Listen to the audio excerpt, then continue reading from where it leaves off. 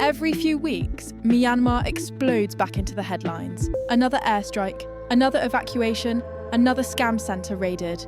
But none of this is random. These stories, the raids, the drug busts, the bombings, all connect to one system, a billion-dollar war economy powering the conflict.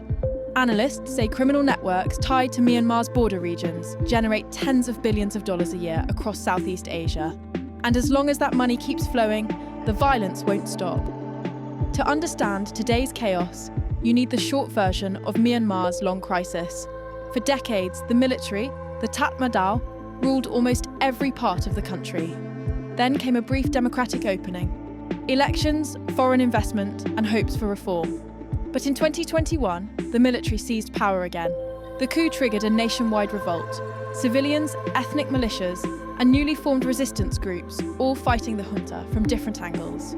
Today, Myanmar is effectively split into competing territories. And every group, the junta, militias, and resistance, needs money to survive. That's why the war economy now matters more than ideology. One of the biggest revenue streams in this war isn't natural resources, it's crime. Across the Myanmar, Thailand, Laos, Cambodia border belt, entire scam compounds operate like private fiefdoms. They're run by militias, crime bosses, and in some cases, people with ties to local authorities. Tens of thousands of trafficked workers from China, Malaysia, Vietnam, even Africa, are forced to run online scams. This industry generates billions of dollars, funding weapons, salaries, and political protection. So when you see raids, 1,600 arrested here, 300 arrested there, that's why the problem never disappears. The system doesn't collapse. It relocates, adapts, and rebuilds. And once routes are protected and militias are paid, other industries follow. In Myanmar, drugs aren't just crime, they're currency. The Golden Triangle has been a global drug hub for decades. Today, both opium and meth, especially yaba, bankroll armed groups across the country. Ethnic militias control poppy fields and jungle labs.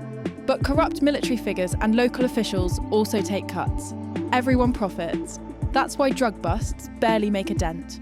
From heroin routes to meth super labs, the drug trade keeps the conflict alive by paying for bullets, uniforms, and airstrikes. There's a newer, quieter source of money, and it's even more valuable than drugs: rare earth metals. Large deposits sit in militia-controlled and hunter-controlled zones. These minerals are essential for smartphones, electric vehicles, and military technology. Almost all of it is sold to Chinese buyers. On paper, the exports look like business. In reality, rare earth mining is another revenue stream for the war, destroying forests, poisoning rivers, and funneling money directly into armed groups. China officially denies supporting the conflict, but its demand creates a market the war feeds on, whether intentionally or not. As the junta loses control of more ground, it leans on the one advantage it still has: air power. Airstrikes punish resistance zones, protect drug routes, and secure rare earth mining areas.